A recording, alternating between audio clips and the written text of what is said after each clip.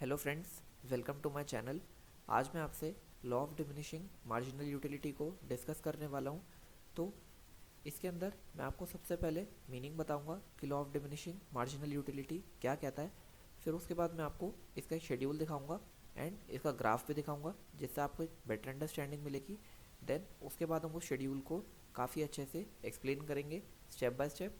And then मैं आपको total and marginal utility के बीच में रिलेशनशिप भी बताने वाला हूँ, और इस लॉ के कुछ एजम्पशंस हैं जो कि हम इस वीडियो में डिस्कस करेंगे। तो ये वीडियो काफ़ी इंपॉर्टेंट होने वाला है एग्ज़ाम पॉइंट ऑफ व्यू से भी। सो इस वीडियो को एंड तक देखें, स्किप ना करें। और अगर आपको वीडियो अच्छा लगे तो आप वीडियो को लाइक करें। कोई डाउट है तो कमेंट सेक्शन में कमेंट करें, और आप इस वीडियो को अपने फ्रेंड्स के साथ शेयर करें और चैनल को सब्सक्राइब करें। चलिए वीडियो को शुरू करते हैं। सबसे पहले हम देख लेते हैं कि law of diminishing marginal utility का मीनिंग क्या होता है। So this economic principle states that as a person consumes more units of a product और सर्विस, द एडिशनल सेटिस्फैक्शन और benefit marginal utility derived from each successive unit tends to decrease. So इसके अंदर ये law ये कहता है कि जैसे जैसे हम कोई यूनिट को कंज्यूम करते जाते हैं तो उससे मिलने वाला जो सेटिस्फैक्शन होता है, जो यूटिलिटी होती है, वो डिक्लाइन होती रहती है। जैसे जैसे हम, अगर फॉर एग्ज़ाम्पल अगर हमें बहुत तेज भूख लग रही है, तो जैसे ही हम फर्स्ट चपाती खाते हैं तो हमें बहुत ज़्यादा सेटिस्फैक्शन मिलता है।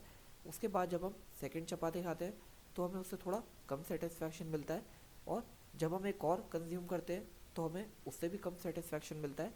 और अगर हम उसके बाद भी कंज्यूम करते जाते हैं तो हमें एक पॉइंट ऑफ टाइम पे डिससेटिस्फैक्शन फील होने लगता है और हम वॉमिटिंग भी कर देते हैं।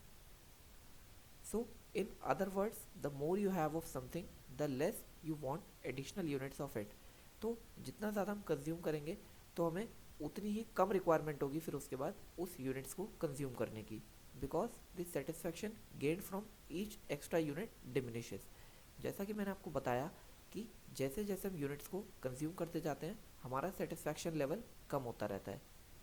सो जो एडिशनल बेनिफिट्स हमें एडिशनल यूनिट को कंज्यूम करने से जो भी बेनिफिट हमें मिल रहा है उसे हम मार्जिनल यूटिलिटी कहते हैं। आगे शेड्यूल के अंदर मैं आपको इन डिटेल समझाऊंगा। सो ये एक शेड्यूल है जो कि आपको बताएगा कि कैसे मार्जिनल यूटिलिटी का लॉ वर्क करता है। सो जैसा कि हम देखते हैं कि इसके अंदर चॉकलेट बार्स का एग्जांपल लिया है मैंने। अगर हम एक चॉकलेट कंज्यूम करते हैं तो फॉर एग्जांपल हमें टोटल यूटिलिटी जो है वो 10 यूटिल्स की मिलती है, एंड मार्जिनल यूटिलिटी भी 10 यूटिल्स की मिलती है। देन जब हम सेकेंड यूनिट को कंज्यूम करते हैं तो अब आप देखेंगे कि ये 10 से नहीं बढ़ा, ये 8 से बढ़ा। इसके अंदर सिर्फ हमें 8 एक्स्ट्रा टोटल यूटिलिटी डिराइव हुई। सो इसके अंदर जो ये 8 एक्स्ट्रा यूटिलिटी हमें डिराइव हुई तो ये मार्जिनल यूटिलिटी है, क्योंकि जैसा मैंने आपको बताया था कि एडिशनल यूनिट को कंज्यूम करने से जो यूटिलिटी मिलती है उसे मार्जिनल यूटिलिटी कहते हैं। सो जैसे ही हमने देखा कि 10 से 18 हुआ तो हमारी मार्जिनल यूटिलिटी सेकेंड यूनिट से आने वाली वो हुई 8। देन जब हमने थर्ड बार को कंज्यूम करा तो हमें 24 यूटिल्स का सेटिस्फैक्शन मिला। तो अब आप देखेंगे कि पहले तो 10 से 18 हुआ, मतलब 8 का एडिशन हुआ। देन उसके बाद सिर्फ 6 का एडिशन हुआ। सो इसका मतलब है कि टोटल यूटिलिटी बढ़ तो रही है, हमें सेटिस्फैक्शन तो मिल रहा है, बट उतना नहीं मिल रहा जितना फर्स्ट बार को कंज्यूम करने से मिला था। सो जैसा आप देखेंगे कि मार्जिनल यूटिलिटी डाउन होती जा रही है और टोटल यूटिलिटी बढ़ तो रही है बट वो डिमिनिशिंग रेट से बढ़ रही है। फिर अगर आप देखेंगे कि यहाँ पे जैसे हमने फिफ्थ बार को कंज्यूम किया तो हमें 30 टोटल यूटिलिटी मिली एंड 2 मार्जिनल यूटिलिटी मिली, क्योंकि पहले उससे 28 मिली थी, देन 30 मिली, तो इसके अंदर मार्जिनल यूटिलिटी 2 हो गई। सो अब आप देखेंगे जैसे ही हमने फिफ्थ के बाद सिक्स बार को कंज्यूम करा तो हमें कोई भी एक्स्ट्रा यूटिलिटी नहीं मिली, हमें उतना ही सेटिस्फैक्शन मिला जितना हमें पहले मिला था। सो इसके अंदर मार्जिनल यूटिलिटी 0 हो गई। देन अब अगर आप देखेंगे कि अगर हमने सेवन्थ यूनिट कंज्यूम करी तो हमारी टोटल यूटिलिटी डिक्लाइन हो गई। इसका मतलब ये है कि मार्जिनल यूटिलिटी नेगेटिव में चली गई और हमें इस लेवल पे आके डिससेटिस्फैक्शन फील हो रहा है, हमें कुछ भी सेटिस्फैक्शन डिराइव 7th यूनिट को कंज्यूम करने से नहीं हो रहा है। उसके बाद मार्जिनल यूटिलिटी डिक्लाइन होती गई और टोटल यूटिलिटी भी डाउन होने लगी। चलिए आगे देख लेते हैं। ये इसका ग्राफ है। जैसा कि मैंने आपको बताया कि जैसे जैसे टोटल यूटिलिटी बढ़ती है डिमिनिशिंग रेट से, उसके बाद मार्जिनल यूटिलिटी कम होती रहती है, और जब टोटल यूटिलिटी पीक पे होती है तो मार्जिनल यूटिलिटी ज़ीरो होती है, और जब टोटल यूटिलिटी डिक्लाइन होने लगती है तो मार्जिनल यूटिलिटी नेगेटिव में चली जाती है। सो ये था law of diminishing marginal utility का ग्राफ। चलिए नेक्स्ट देख लेते हैं। सो अब एक्सप्लेनेशन में बता देता हूँ। वैसे मैंने आपको टेबल के अंदर बता ही दिया था कि जैसे ही हम फर्स्ट चॉकलेट को कंज्यूम करते हैं तो हमें एक काफ़ी ज़्यादा सेटिस्फैक्शन मिलता है हमें। तो जो टोटल यूटिलिटी होती है वो 0 से सीधा 10 तक बढ़ती है। पहले वो 10 से इंक्रीज़ होती है, and the marginal utility is 10। क्योंकि वो 0 से 10 हुई तो इसके अंदर भी मार्जिनल यूटिलिटी 10 ही रहेगा, indicating that you really enjoy that first chocolate bar. मतलब आपको फर्स्ट चॉकलेट बार को कंज्यूम करने से सबसे ज़्यादा सेटिस्फैक्शन मिला, क्योंकि पहले 0 था, 0 से सीधा वो 10 हो गया। Then with each additional chocolate bar, जब हमने फर्स्ट से सेकंड चॉकलेट खाई, फिर उसके बाद थर्ड खाई एंड फोर्थ खाई, you still experience and increase in satisfaction. तो हमारा सेटिस्फैक्शन तो इंक्रीज़ हुआ, बट वो डिमिनिशिंग रेट से इंक्रीज़ हुआ। जैसे कि हमने जब देखा तो हमें पहले 0 सेटिस्फैक्शन था, और फर्स्ट चॉकलेट कंज्यूम करते ही हमें 10 यूटिल्स का सेटिस्फैक्शन मिला। देन उसके बाद हमें 18 यूटिल्स का मिला। मतलब पहले 0 से 10 हुआ, देन 10 से सिर्फ 8 का एडिशन हुआ। मतलब हमें सेटिस्फैक्शन तो मिला, बट उतना नहीं मिला जितना फर्स्ट वाले चॉकलेट से मिला था। But the additional satisfaction gain, जो कि मार्जिनल यूटिलिटी होता है, वो डिक्रीज़ हो गया। वो पहले 10 था, अब उसके बाद मार्जिनल यूटिलिटी 8 हो गया। मतलब हमें उतना सेटिस्फैक्शन नहीं मिला। For instance, when you move from consuming the second to the third chocolate bar, the total utility goes from 18 to 24।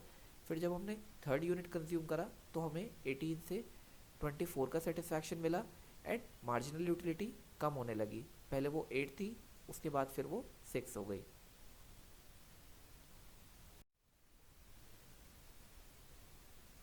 When you reach at a point, in this case after consuming fifth chocolate bar, where the total utility remains constant।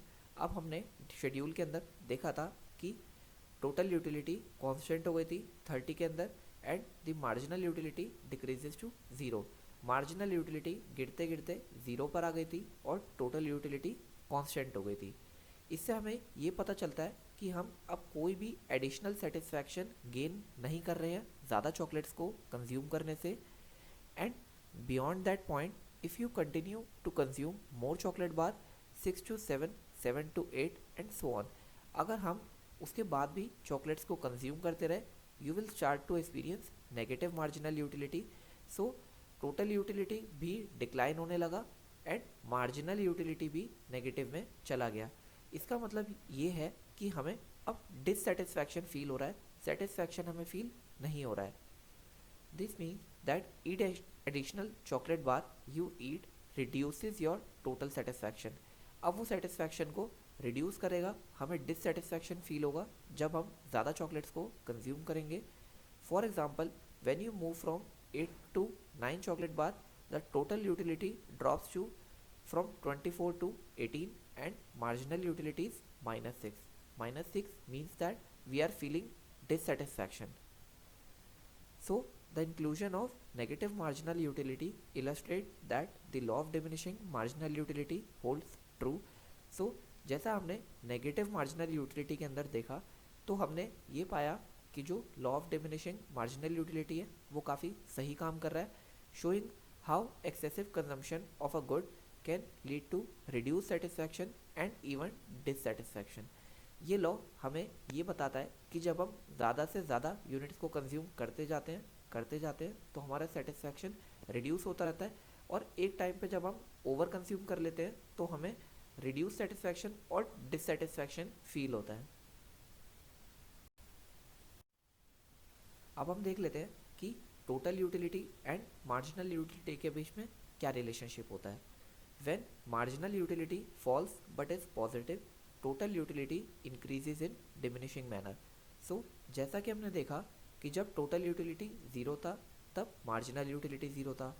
जब total utility 10 हुआ first chocolate को consume करने से, तो marginal utility भी 10 रहा। जब हमने सेकेंड यूनिट कंज्यूम करा तो हमें टोटल यूटिलिटी 18 का मिला, देन इसके अंदर मार्जिनल यूटिलिटी 8 का हो गया। देन उसके बाद हमें 24 का सेटिस्फैक्शन मिला एंड इसके अंदर 6 का मार्जिनल यूटिलिटी हो गया। तो जैसा कि हम देखें कि टोटल यूटिलिटी डिमिनिशिंग रेट से इंक्रीज हो रहा है और मार्जिनल यूटिलिटी गिर रहा है, फॉल हो रहा है। When marginal utility is 0, total utility is maximum. जब हमने देखा कि टोटल यूटिलिटी 30 पे पहुंच गया था, देन उसके बाद भी 30 पे ही रहा था, देन इसके अंदर ये तो कम हुआ और उसके बाद ये मार्जिनल यूटिलिटी 0 हो गया। जब टोटल यूटिलिटी मैक्सिमम पे था तब मार्जिनल यूटिलिटी 0 हो गया था एंड जब टोटल यूटिलिटी डिक्लाइन होने लगा तो मार्जिनल यूटिलिटी नेगेटिव में चला गया। सो ये रिलेशनशिप होता है total utility and marginal utility के अंदर। चलिए नेक्स्ट देख लेते हैं। अब इस लॉ के कुछ एजम्पशंस हैं जो कि मैं आपको बता देता हूँ, जैसा कि units of commodities consume should be identical और होमोजेनियस। ऐसा नहीं है कि अगर हम एक बारी एप्पल कंज्यूम कर रहे हैं, दूसरी बार मैंगो कंज्यूम कर रहे हैं, तो हमें सेटिस्फेक्शन हमारा डिक्लाइन नहीं होगा, क्योंकि दोनों चीज़ों से अलग लेवल ऑफ सेटिस्फेक्शन मिलेगा। तो इस लॉ को एग्जीक्यूट करने के लिए हमें जो कमोडिटीज़ हैं, जो यूनिट्स हैं, वो हमें सेम कंज्यूम करनी है। अगर हम एप्पल कंज्यूम कर रहे हैं तो हमें हर बार एप्पल ही कंज्यूम करना है। That is the same in all respects, वो हर रिस्पेक्ट में सेम होना चाहिए। Then unit should be consume in quick succession with minimal breaks in between.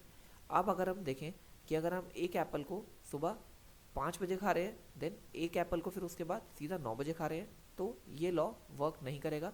हमें एक के बाद एक एप्पल को कंज्यूम करना पड़ेगा और हमें ज़रा सा भी ब्रेक नहीं देना है, जिससे कि हम इस लॉ को एग्जीक्यूट कर पाएँ। Unit should be of standard size, that is neither too big not too small. So इसके अंदर ऐसा नहीं है कि एक बार हमने एक बड़ा सा एप्पल खा लिया और फिर उसके बाद एक छोटा सा एप्पल खा लिया।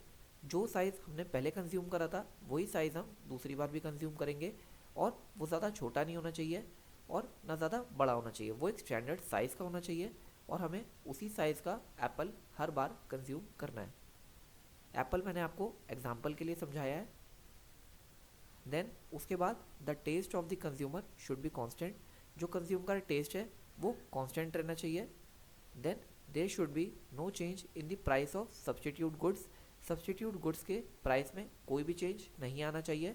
If the prices of substitute goods change, it might be difficult to have an idea about the utility that the consumer might get from the main commodity. So हमें इस चीज़ का भी ध्यान रखना है कि जो सब्स्टिट्यूट गुड्स का प्राइस है वो भी चेंज ना हो, जिससे कि हम इस लॉ को बेटर एग्जीक्यूट कर पाएँ।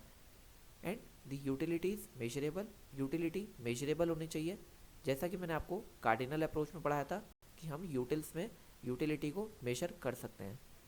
Then the consumer is rational while making consumption decision.